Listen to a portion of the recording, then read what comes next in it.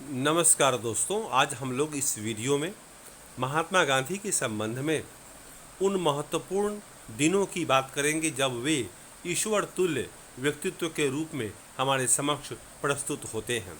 जब देश के सभी लोग जश्न मनाने के काम में लगे थे, उस समय महात्मा गांधी कलकत्ता की सड़कों पर अपना जीवन बिता रहे थे। ऐसा क्यों, हम इस वीडियो में देखेंगे और जानेंगे। आखिरी बहादुराना दिन, वे बहादुराना कार्य जो इन दिनों में संपन्न हुए, जिसके चलते महात्मा गांधी ईश्वर तुल्य व्यक्तित्व के रूप में हमारे समक्ष प्रस्तुत हुए, हम उसका इसमें स्टडी करेंगे। तो आखिरी बहादुराना दिन महात्मा गांधी के संबंध में 15 अगस्त 1947 को राजधानी में हो रहे उत्सवों में महात्मा गांधी नहीं थे। उस समय वे कलकत्ता में थे, लेकिन उन्होंने वहाँ भी न तो किसी कार्यक्रम में हिस्सा लिया, ना ही कहीं झंडा फहराया। गांधी जी उस दिन 24 घंटे के उपवास पर थे। उन्होंने इतने दिन तक जिस स्वतंत्रता के लिए संघर्ष किया था, वह एक अकल्पनीय कीमत पर उन्हें मिली थी। अकल्पनीय कीमत वो थी कि भारत और पाकिस्तान का बंटवारा हो चुका था, भारत दो देशों में बदल चुका था, उनका राष्ट्र विभाजित था। हिंदू मुसलमान एक दूसरे की गर्दन पर सवार थे, एक दूसरे के विरोधी हो गए थे, शत्रु हो गए थे। उनके जीवनी लेखक डीजी तेंदुलकर ने लिखा है कि सितंबर और अक्टूबर के दौरान गांधी जी पीड़ितों को सांत्वना देते हुए अस्पतालों और शरणार्थी शिविरों के चक्कर लगा रहे थे। ये गांधी जी का व्यक्तित्व था। जब देश जश्न मना रहा था, दिल्ली में जलसे हो रहे थे, उस समय वे कहाँ थे? तो कलकत्ता में थे। वे पीड़ितों को सांत्वना दे रहे थे, अस्पतालों में घूम रहे थे, शरणार्थी शिविरों के चक्कर लगा रहे थे। उन्होंने सिखों, हिंदुओं और मुसलमानों से आह्वान किया कि वे अतीत को भुलाकर अपनी पीड़ा पर ध्यान देने की बजाय एक दूसरे के प्रति भाईचारे का हाथ बढ़ाने तथा शांति से रहने का संकल्प लें।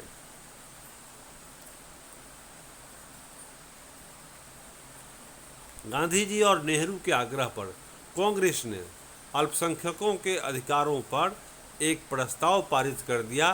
कांग्रेस ने दो राष्ट्र सिद्धांत को कभी स्वीकार नहीं किया। भारत को आज़ादी मिल गई, सिद्धांत तौर पर भारत ने उसे स्वीकार भी कर लिया, कांग्रेस ने स्वीकार भी कर लिया, लेकिन मन से कांग्रेस ने कभी भी दो राष्ट्र के सिद्धांत को स्वीकार नहीं किया।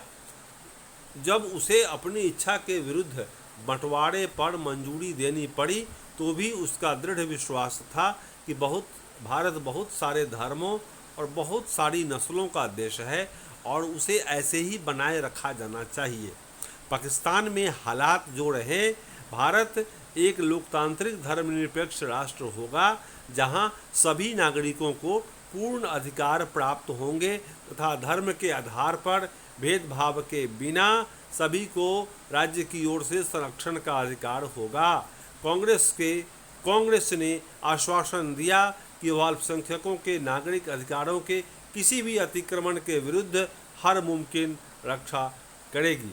बहुत सारे विद्वानों ने स्वतंत्रता बाद के महीनों को गांधी जी के जीवन का श्रेष्ठतम क्षण कहा। श्रेष्ठतम क्षण, सबसे बेस्ट मोमेंट। बंगाल में शांति स्थापना के लिए अभियान चलाने के बाद गांधी जी दिल्ली आ गए। यहाँ से वे दंगाग्रस्त पंजाब के जिलों में जाना चाहते थे, लेकिन राजधानी में ही शरणार्थियों की आपत्तियों के कारण उनकी सभाएं अस्त व्यस्त होने लगीं।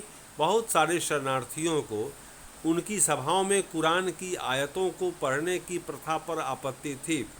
कई लोग इस बात पर नारे लगाने लगते थे कि गांधी जी उन हिंदुओं और सिखों की पीड़ा के बारे में बात क्यों नहीं करते जो अभी भी पाकिस्तान में फंसे हुए हैं। डीजी तेंदुलकर के शब्दों में, गांधी जी पाकिस्तान में भी अल्पसंख्यक समुदाय के कष्टों के बारे में समान रूप से चिंतित थे। उन्हें राहत प्रदान करने के लिए वे वहाँ भी जाना चाहते थे, लेकिन वहाँ वे किस मुंह से जाते, जबकि दिल्ली में ही वे मुसलमानों को पूरी सुरक्षा का आश्वासन नहीं दे पा रहे थे। 20 जनवरी को गांधी जी पर हमला हुआ, लेकिन वे अविचलित अपना काम करते रहे। 26 तारीख को उन अपनी प्रार्थना सभा में इस बात का जिक्र किया कि बीते सालों में इस दिन को किस तरह स्वतंत्रता दिवस के रूप में मनाया जाता था। 26 तारीख को अब स्वतंत्रता मिल चुकी थी, लेकिन उसके शुरुआती महीने गहरे तौर पर मोह भंग वाले साबित हुए। दंगा फसाद होने लगा सारे देश में, शरणार्थियों की समस्या विकराल होने लगी। फिर भी उनको विश्वास था कि बूढ़ी घड़ी बीत चुकी है। भारत के लोग अब सभी वर्गों और धर्मों की समानता के लिए काम करेंगे तथा अल्पसंख्यक समुदाय पर बहुल समुदाय का वर्चस्व और श्रेष्ठता स्थापित नहीं होगी। भले ही अल्पसंख्यक समुदाय संख्या या प्रभाव की दृष्टि से कितना भी छोटा क्यों न हो, उन्होंने यह आशा भी जताई कि यद्यपि भौगोलिक और राजनीतिक रूप से भारत 2 भागों में बंट चुका है, लेकिन हृदय में हम सभी सदैव मित्र एवं भाई रहेंगे, एक दूसरे को मदद व सम्मान देते रहेंगे और शेष विश्व के लिए हम एक ही होंगे। गांधी जी ने स्वतंत्र और अखंड भारत के लिए जीवन भर युद्ध लड़ा। फिर भी जब देश विभाजित हो गया तो उनकी यही इच्छा थी कि दोनों देश एक दूसरे के साथ सम्मान और दोस्ती के संबंध बनाए रखें। बहुत सारे भारतीयों को उनका यह सहृदय आचरण पसंद नहीं था। 30 जनवरी की शाम को गांधी जी की दैनिक प्रार्थना सभा में एक युवक ने उनको गोली मारकर मौत की नींद सुला दिया। उनके हत्यारे ने कुछ समय बाद आत्मसमर्पण कर दिया। वह नाथूराम गोडसे नाम का ब्राह्मण था। पुणे का रहने वाला गोडसे एक चरमपंथी हिंदुत्ववादी अखबार का संपादक था। वह गांधी जी को मुसलमानों का खुशामदी कहकर उनकी निंदा करता था। गांधी जी की मृत्यु से चारों ओर गहरे शोक की लहर दौड़ गई। भारत भर के राजनीतिक फलक पर उन्हें भावभीनी श्रद्धांजलि दी गई। जॉर्ज ऑरवेल तथा एल्बर्ट आइंस्टीन जैसे विख्यात गैर भारतीयों ने भी उनकी मृत्यु पर हृदय स्पर्शी शब्दों में शोक संदेश भेजे।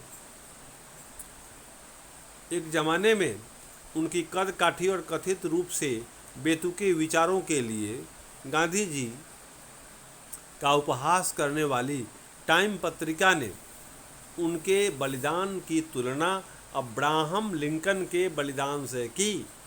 अब्राहम लिंकन अमेरिका वाले। पत्रिका ने कहा कि एक धर्मांध अमेरिकी ने लिंकन को मार दिया क्योंकि उन्हें नस्ल या रंग से परे मानव मात्र की समानता में विश्वास था, और दूसरी तरफ एक धर्मांध हिंदू ने गांधी जी की जीवन लीला समाप्त कर दी क्योंकि गांधी जी ऐसे कठिन क्षणों में भी दोस्ती और भाईचारे में विश्वास रखते थे। विभिन्न धर्मों को मानने वालों के बीच दोस्ती की अनिवार्यता पर बल देते थे। टाइम ने लिखा, दुनिया जानती थी कि उसने उनकी महात्मा गांधी की मृत्यु पर वैसे ही मौन धारण कर लिया जिस प्रकार उसने लिंकन की मृत्यु पर किया था, और यह समझना एक मायने में बहुत गहरा और बहुत साधारण काम है।